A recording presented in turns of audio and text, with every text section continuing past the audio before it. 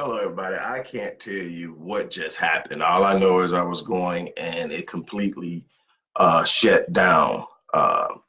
So I'm just going to pick up where I'm at, and I'm going to have to create a two-part series. So this is part two of what was going on before. It just stopped and said, okay, that's it.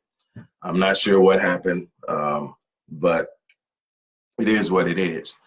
What I'm trying to get you to understand is people ask me, I think this is where I was. People ask me um, when I was going through what I was going through in 2012, those of you who have followed me know what I'm talking about. It was the worst year of my life. So much went wrong. And they asked me, how was it that I was able to continue to smile? How was it I was able to continue to serve?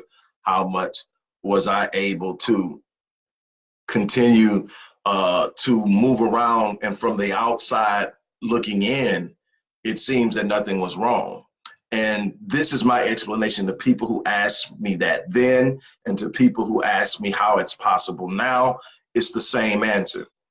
I learned how to dominate in and operate in the functionality of what God created in my mentality. And what that means is, I tell people all the time, when you break it down simply, I learned how to operate in the now while living in my future destiny. In other words, I learned how to see where I was going while operating in what I was in. I learned that what I was in was simply my condition, and that it didn't define me. My condition wasn't my reality, it was momentary, and that I'm functioning for something greater, and that if I stay steadfast, if I stay focused, if I continue to move through what it is that I am going through, on the other side of it is something that's worth what I'm going through. I have never went through anything that was challenging, that was hard, that was hurtful, that was frustrating, that was disappointing, that when I got to the other side, it wasn't worth everything I went through and then some. That's how the universe operates. It checks your commitment to your purpose. It checks your commitment to your destiny. But here's the thing. When I'm operating in the now and I'm dealing with the challenges, but I'm literally living in what I can see myself in the future, my brain and my mind can't determine or discern the difference between what I'm imagining and what I'm experiencing. So it sees what I'm going through immediately, but it understands that, hey, my total reality is pretty awesome. Why? Because that's how God designed. That's why the vision is so important. That's why the image and the vision and the dream is so important. Don't let anybody talk you down from your dream because of your current reality. It doesn't mean you get to escape the current situation or that you get to deny its presence. It means that there's something inside of you that demands more of you and promises more in return, that you have to be able to look beyond the current moment. The current moment is a condition. Your reality is much greater. It's move through it, but you got to have an understanding of how you're creating the energy that's producing the reality.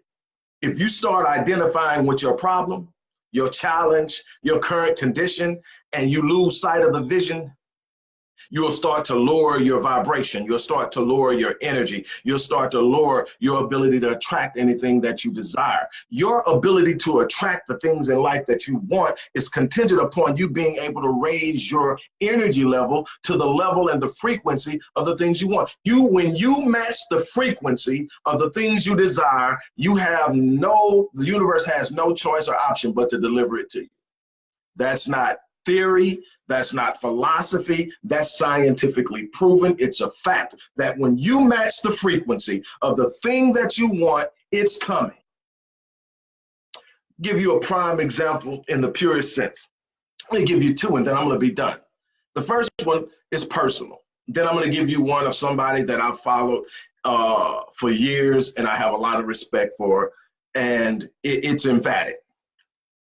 You know, I had this desire after failing for the second time in marriage in 2000 and deciding, okay, I'm not giving up on marriage, but I'm not going to jump into another marriage. And I decided that I was going to look at me. It wasn't me pointing the finger at anybody else. It was saying, okay, what is it about me? What do I need to understand about marriage? How do I need to work on me internally? And so I started to look around. But what I did is I had an idea of what wife looked like. This time I wasn't going to go solely on she's nice looking, she's beautiful, she's sweet, she's kind, because you can have a nice person that's not for you. You can have a good person that's literally a good person that's not for you, and you're going to have problems. I wanted to know, when I see her, I need to know what you know, who she is. I need to recognize her. You know, it ain't about how many weeks or years you date. It's about the connectivity and having a clear understanding of what it is you desire. So I knew what my wife looked like. I knew how she behaved. I knew her heart, most importantly. I knew her character, and I knew her integrity. And I understood this. So I kept doing it. Now, the thing is that we have these polarities or parallels in the universe. At the same time that I'm preparing myself for my wife is preparing herself for me.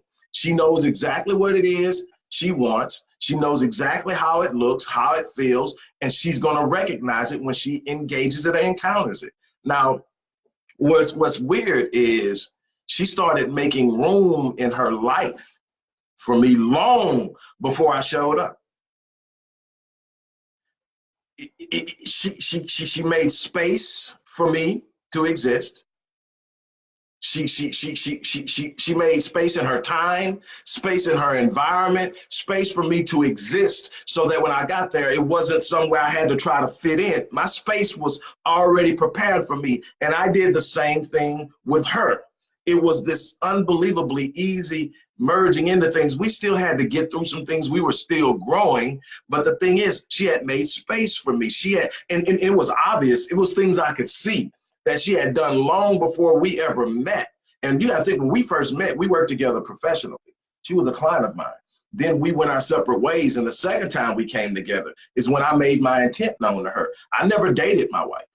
I knew my wife by observing her as a professional and understanding who she was in character, in her heart, in her personality. And then I let her go so I could grow some more. She could grow some more. When she came back around, I didn't need to date her, because what we were going to build, we were going to grow together. What we were going to build, we were going to grow into. I tell people all the time, you can get to know a person as much as you want to. Next year, they're not going to be that person. It's got to be something more than I know you. I know a bunch of people. I know a bunch of people that I think are awesome. Doesn't mean that I'm built, that we're built to be together. So you got to have something else outside of, I need to get to know you. I need to know your character, because see, character is pretty much going to stay intact unless something catastrophic happens. Your integrity is what's going to support that character, and it's going to stay there unless some catastrophic happens. It's not just going to be one day you're going to wake up in a totally different person. I'll get to see when something's happening in our lives that's influencing you in a way that's probably not good, and I can participate in that. That's what relationships are about. When you're struggling with something, I'm there to hold you up. When I'm struggling with something, you're there to hold me up. So it was one of those things, but we prepared for each other. We had an energy out pulling each other towards each other years before we ever met. Now I'm going to give you another thing. There's a guy by the name of David Asseroff. If you ever watched the movie The Secret or read any books on quantum physics or the law of attraction, you probably heard of dude. But dude is like this unbelievably, exceptionally successful business person. He's done so many things. It's unbelievable. Well, maybe 20-some years ago, he was asked to take on a Remax business somewhere in Indiana, and a Remax franchise in this town that one wealthy family owned 80% of the real estate market. One family, they dominated it. He went into this market and they were really laughing at him because he said he was going to turn this Remax franchise into $1 billion business within 5 years. He did it. That's not the thing. But one thing that he uses as a mechanism of setting the course of his movement in anything is vision boards. He uses it for his personal life. He uses it for his business life. He uses it for his finances. He's one of the people that got me into the whole vision board things. If you were to look in right behind these computers on the wall, I've got multiple vision boards, and those things work. Ask my wife. Those things work. But anyway, he set this vision board up. He accomplished what he needed to do. He met the demand of the $1 billion. I think it was producing in 5 years, producing $5 billion a year. And as normal, he got tired. He trained somebody else, went back home to Canada where he was living at, and he traveled around the world speaking and doing a bunch of stuff until he decided what he was going to do. He would go through San Diego a lot, moving back and forth in the US and Canada, coming from Europe or whatever. And he loved the climate. So he decided he's going to move the family down there. He moved the family down. They decided to rent a house until they could find a house to buy. And they were renting. They finally found the house. They moved in the house. He was unpacking the boxes that he had put in storage in Indiana. He didn't take that stuff in Indiana back to Canada. He packed it up, put it in storage, just went home. Well, he had that stuff shipped down, and when he was unpacking it, his son asked him what was in a certain box. He opened the box. It was his vision boards. So he started pulling them out, and that was a car. I think it was like a Mercedes or something. And he said, I remember when I first, got that and drove it. I remember when I sold it. He's looking at all these things that he's put on vision boards and that he's accomplished. And he's, smiling and talking to his son.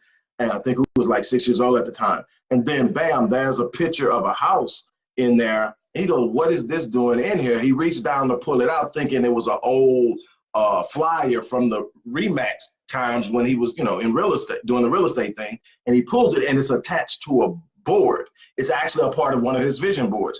When he looks at the house, he has to take a deep breath and sit down. It's literally the house that they just purchased.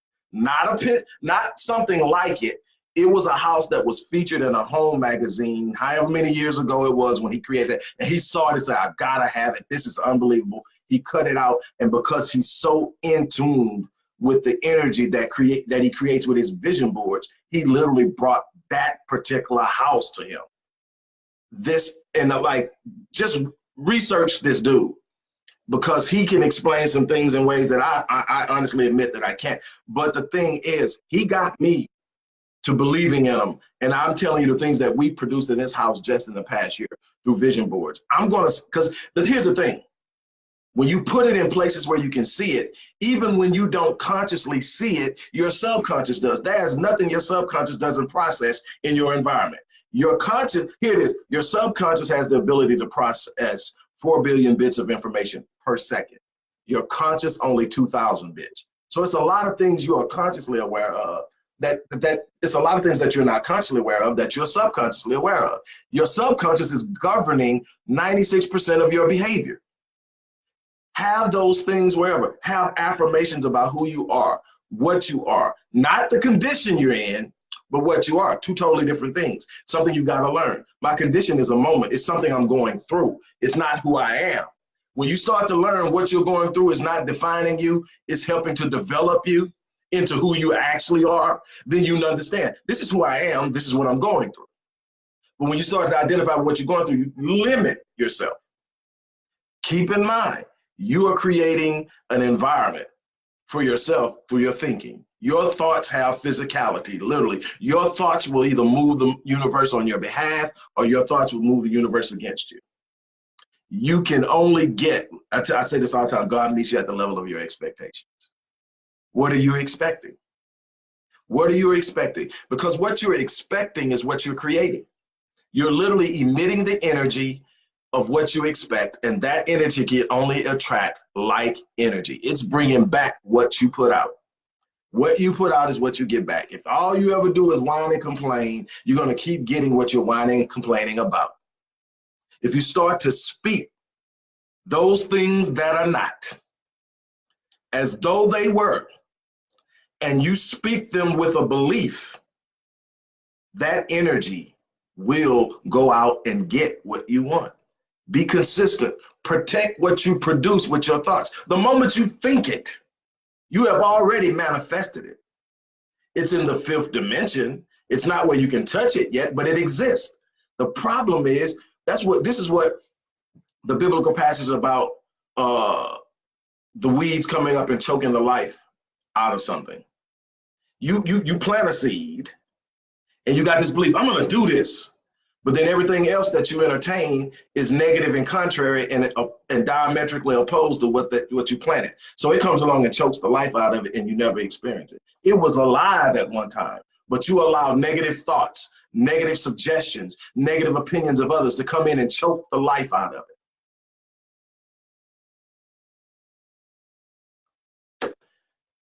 You are in control of your destiny. God has given you the reins and the sovereignty over your life. He's given you the blueprint of doing exceptional and extraordinary things. You've got to do it. There's no amount of prayer that's going to rescue you from the responsibility of your destiny. Many people heard me say this all the time. One of the most frustrating prayers you can pray, because it's never going to happen, is for God to deliver you from the giants he sent you to slay. Whatever your religion is, whatever your faith is, I'm not here to tell you how to approach God. I'm here to tell you that God is never going to deliver you from the giants he sent you to slay. That would be useless. You have a purpose. You're never going to be exempted from it. You're never going to be dismissed from it. You're never going to be rescued from it. You're going to have to stand up and live that. And the more you walk in purpose, the more you experience passion and power, the more your life starts to expand, the more impact you have, and the more joy you create for yourself and others. And the other side of all of these little things that you think is so important you want are really secondary, but they come.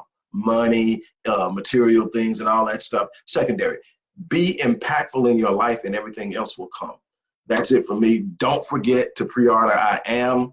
Get it at a discounted price, and get a free 30-minute breakthrough session with yours truly. I'm out. Oh, I almost forgot. Live your life on full. Live your life on full so that when you leave this place, you don't eat. Some people ask me, what does that mean? It sounds good, but what does it mean? It means that I have a level of potential that I was born with. A lot of it needed to be developed, but I was born with the potential. And that potential included a certain number of books that I was going to write, a certain number of lectures that I was going to speak, a certain number of counseling sessions that I was going to carry out, a certain number of people I was going to stop in the street and meet, a certain number of people I was going to empower financially, and on and on and on. I'm not leaving any of that on the table. I'm going to down eat. That's why I wake up in the morning, 4:30, 5 o'clock every day, and I go get it 7 days a week. I don't have a day where I just sit back and do nothing. Casually living life will make sure you end up a casualty of life. Paraphrasing Les Brown. Look, I'm going out and I'm going to do it every. It doesn't mean I have more, but even when I'm in my moment where I'm relaxing and chilling with my lady, that's definitive. That's my purpose for the moment. It's me giving to her. It's me sharing with her. It's me lifting and empowering her. It doesn't mean every day you're doing work on your job or work, and it means every moment has meaning, that you're not wasting precious seconds. You got 86,400 seconds in a day.